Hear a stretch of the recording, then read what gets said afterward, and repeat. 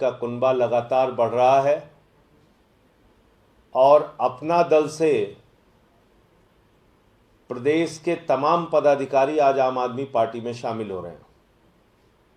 मैं एक एक करके उनका परिचय कराऊंगा। श्री विक्रम सिंह पटेल जी हैं और विक्रम पटेल जी निजी सहायक रहे हैं पूर्व केंद्रीय मंत्री अनुप्रिया पटेल जी के, जब वो स्वास्थ्य राज्य मंत्री थी। हमारे साथ श्री बृजलाल लोधी जी हैं जो कल्याण सिंह जी की पार्टी के प्रदेश अध्यक्ष रहे हैं राष्ट्रीय क्रांति पार्टी के, और बुंदेलखंड के अपना दल के संगठन प्रभारी प्रदेश के हैं। इसके साथ श्री बीके सिंह जी हैं जो प्रदेश के महामंत्री रह चुके हैं राष्ट्रीय क्रांति पार्टी में। श्री जयपाल सिंह जी हैं जो राष्ट्रीय क्रांति पार्टी के जिला के महासचिव रह चुके हैं, और राकेश टिकैत जी का जो भारतीय किसान यूनियन है उसके ब्लॉक अध्यक्ष हैं। श्री PS तोमर जी हैं, मुकेश कुमार झा जी हैं, IP सिंह जी हैं, प्रकाश पाल जी हैं, सुधीर पटेल जी बुंदेलखंड के प्रदेश के महासचिव हैं मिहिर सेना के, और इसके साथ साथ बृजलाल लोधी जी एक अपना संगठन भी चलाते हैं जिसके प्रांतीय प्रमुख हैं अखिल भारतीय लोधी लोधा राजपूत महासभा उत्तर प्रदेश। तो मैं इन सभी साथियों का हृदय की गहराई से आम आदमी पार्टी परिवार में स्वागत करता हूं, और मुझे पूरी उम्मीद है कि उत्तर प्रदेश में जिस तरह से राष्ट्रीय क्रांति पार्टी के प्रदेश अध्यक्ष के पद पर रहते हुए और बुंदेलखंड के संगठन के प्रभारी रहते हुए अपना दल में बृजलाल जी ने और विक्रम पटेल जी ने लंबे समय तक अपना दल में रह के काम किया है, और उनके बाकी साथियों ने इनके आने से अभी जिला पंचायत के चुनावों में भी और संगठन के निर्माण में भी उत्तर प्रदेश के अंदर पार्टी को बहुत मजबूती मिलेगी। इसके अतिरिक्त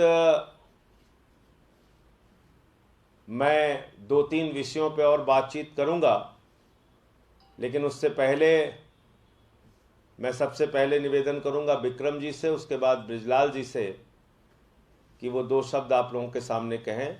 विक्रम पटेल जी, माइक है अपना? ठीक।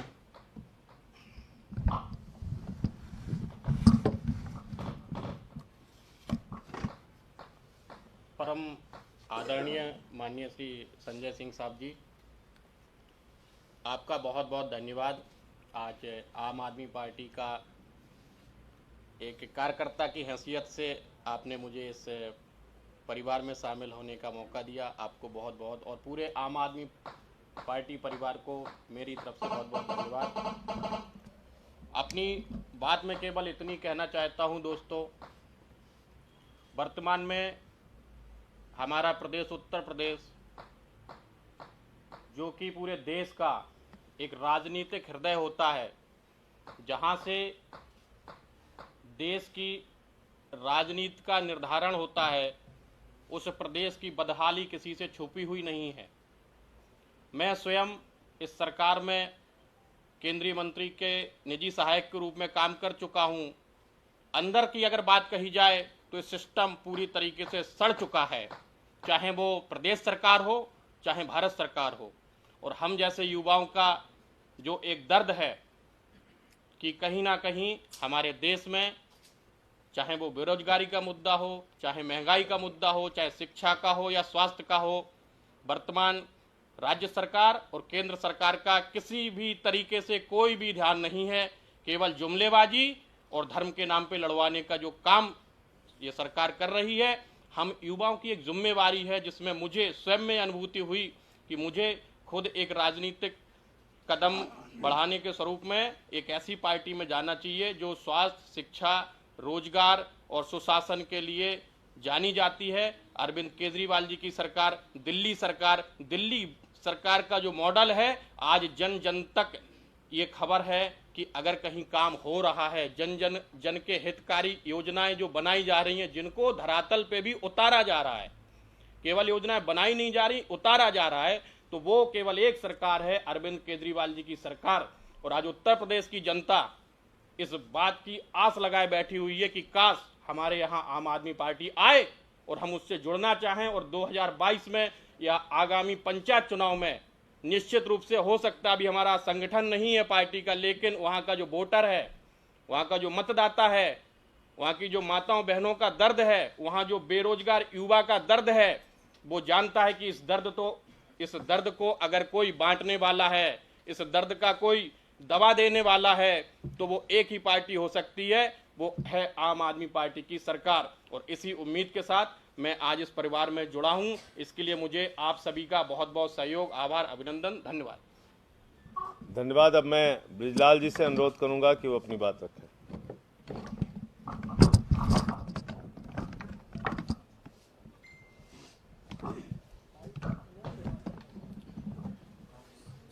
सर्वप्रथम मीडिया के बंधुओं का आज मैं वंदन करता हूं, और आम आदमी पार्टी के माननीय सांसद और उत्तर प्रदेश के प्रभारी माननीय संजय सिंह जी का भी हृदय की गहराइयों से स्वागत, वंदन और अभिनंदन करता हूं कि आपने मुझे आज आम आदमी पार्टी में, जो उत्तर प्रदेश में आम आदमी की आवाज़ बन करके उभर रही है, उस पार्टी में जुड़ने का अवसर प्रदान किया है।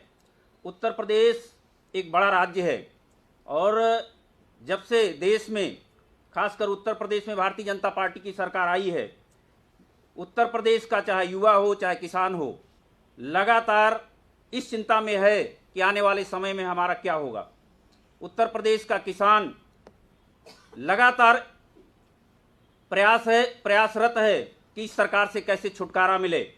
आदरणीय सांसद संजय सिंह ने उत्तर प्रदेश में जो किसानों के बीच में, युवाओं के बीच में एक अलग जगाई है कि दिल्ली के मॉडल को उत्तर प्रदेश में लाकर, और जो दिल्ली की हरियाली है उसे उत्तर प्रदेश में उसी तरह से लाएंगे जिस प्रकार से दिल्ली मॉडल को खड़ा किया गया है। आने वाले समय में आज हम जो लोग विभिन्न दलों से आम आदमी पार्टी में जाकर के और इस संगठन को मजबूत करने का प्रयास करके आने वाले समय में 2022 में निश्चित रूप से ये स्थिति उत्तर प्रदेश में अवश्य पैदा करेंगे कि आम आदमी पार्टी उत्तर प्रदेश में एक निर्णायक भूमिका में रहेगी। इन्हीं बातों के साथ अपनी बात को समाप्त करते हुए आदरणीय संजय सिंह जी को बहुत बहुत धन्यवाद, हृदय की गहराइयों से स्वागत, वंदन और अभिनंदन।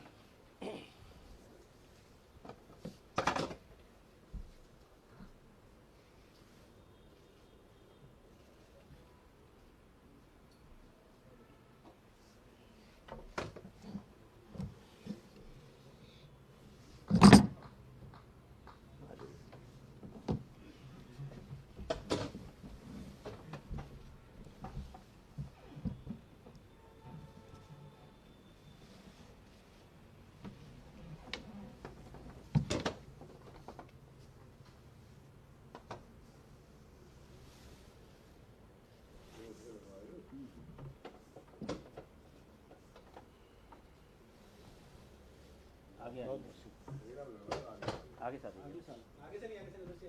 हाँ, बस यहीं आ जाओ, इधर आ जाओ, बस उस पे तार पे आप ही आइए।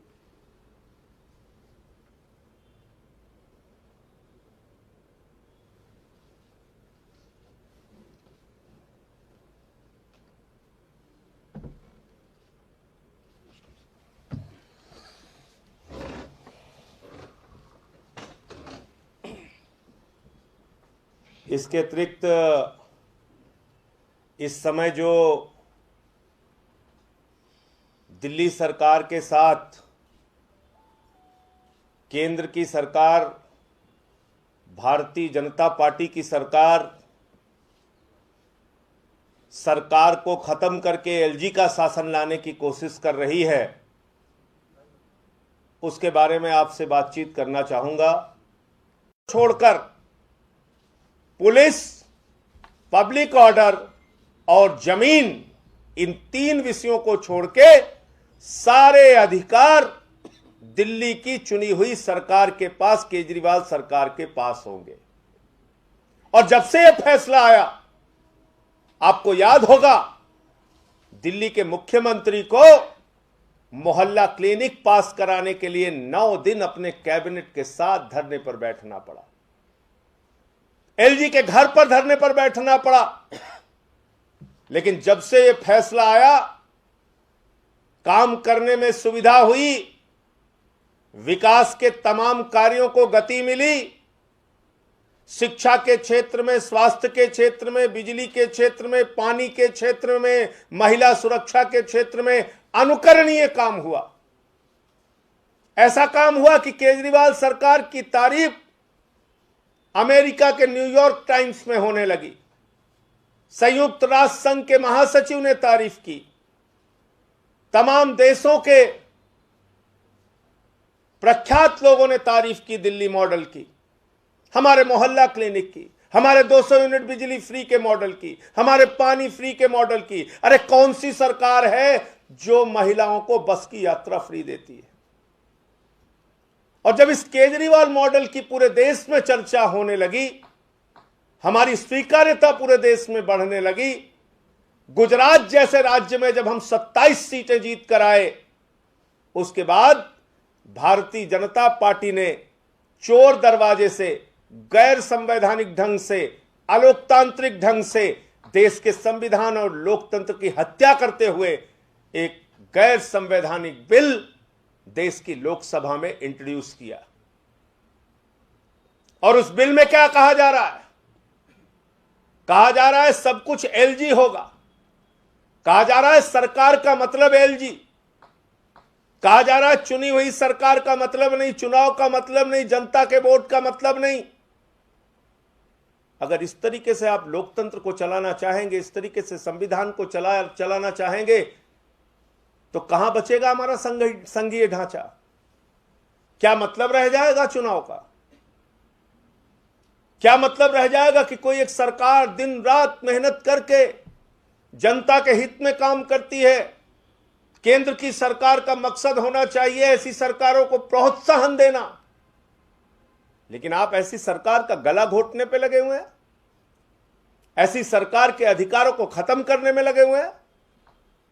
आप लाट साहब के डंडे से दिल्ली को चलाना चाहते हैं, तो आम आदमी पार्टी सड़क से लेकर संसद तक इस बिल का विरोध करेगी।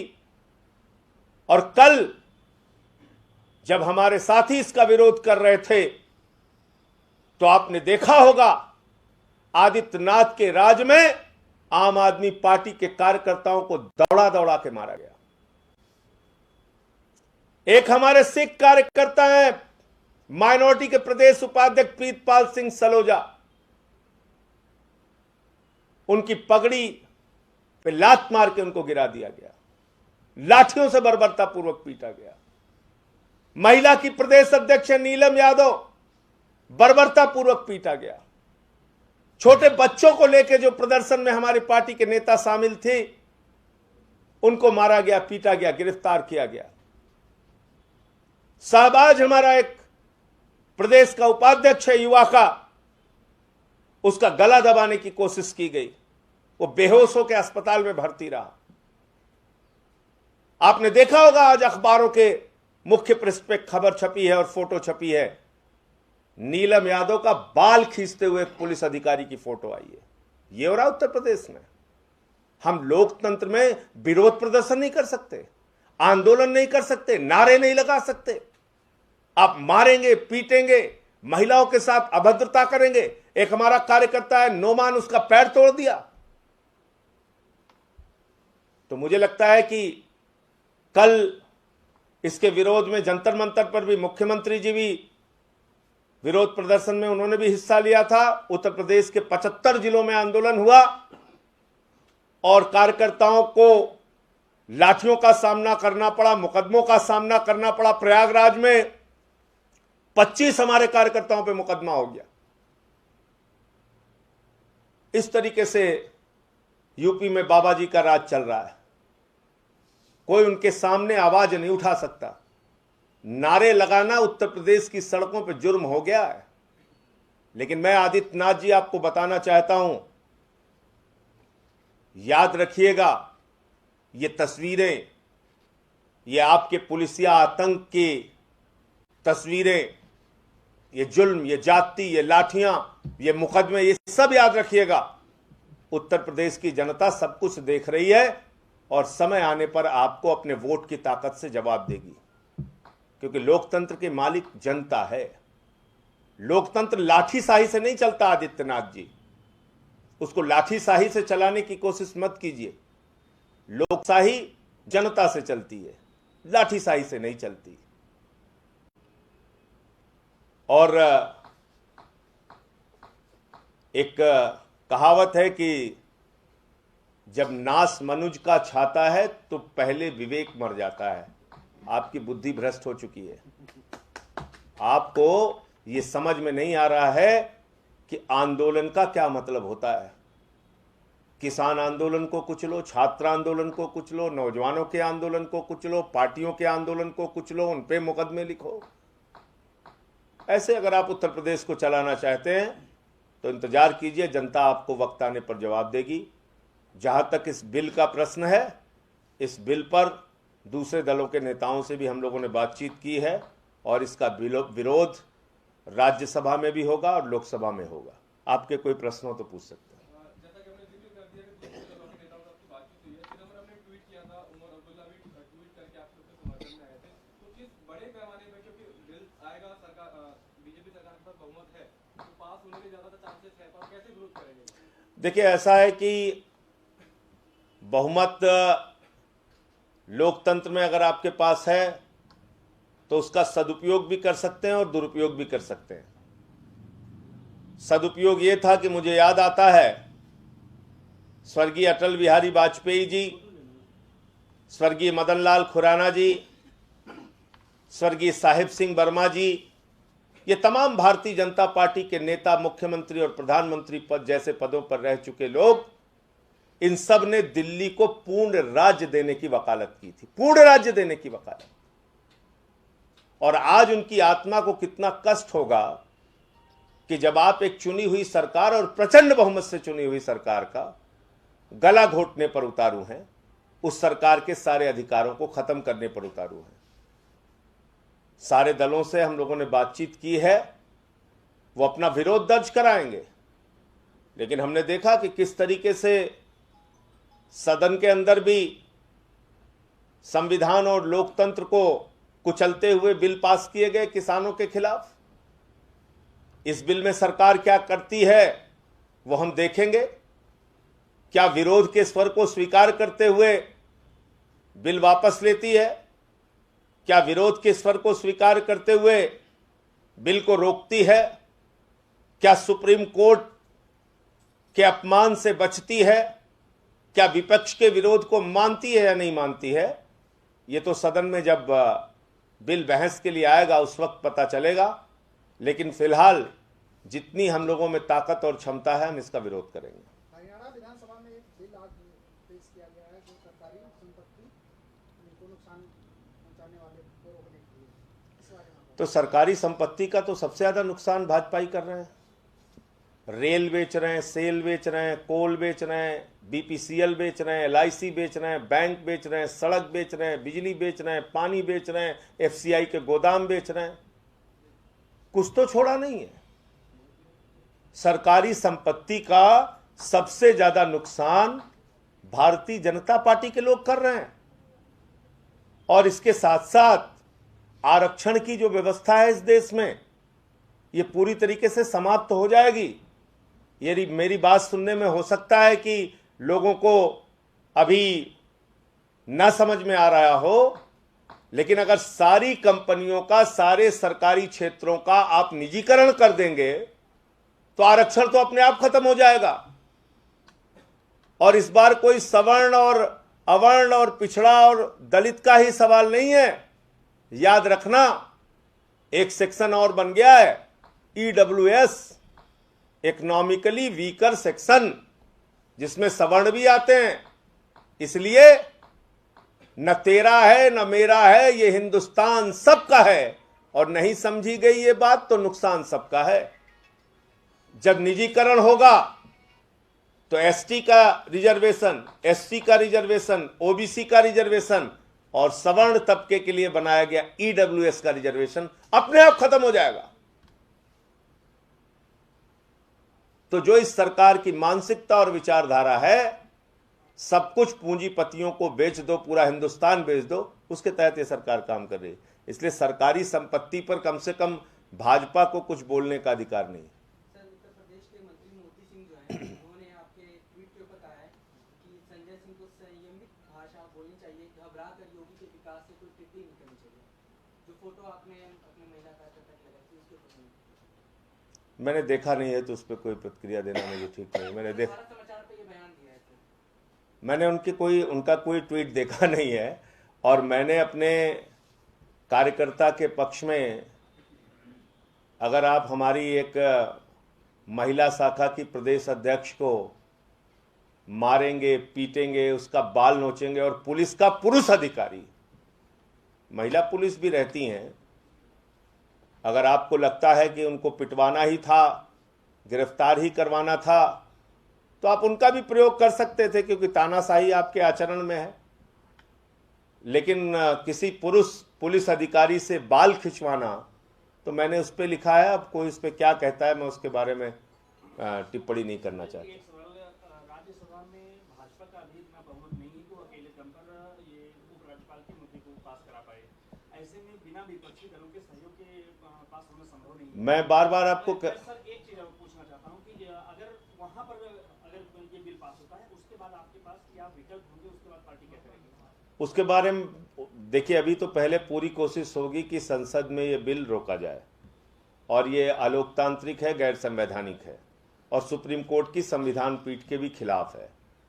अगर सरकार पूरी तरह से तानाशाही पे ही उतारू है तो उसके बारे में पार्टी फिर आगे की रणनीति बनाएगी, क्या करना है उसको। लेकिन अभी फिलहाल का प्रयास हमारा यही है कि हम लोग जो है वो कोशिश करके और इस बिल को राज्यसभा लोकसभा में रोकने का प्रयास करें। क्या इस मामले में कांग्रेस का समर्थन जिस हिसाब से वो कल धरना प्रदर्शन कर रहे थे संसद को, कांग्रेस के तमाम नेताओं ने और बाकी दलों के भी तमाम नेताओं ने इस अलोकतांत्रिक और गैर संवैधानिक फैसले का विरोध दर्ज कराया है।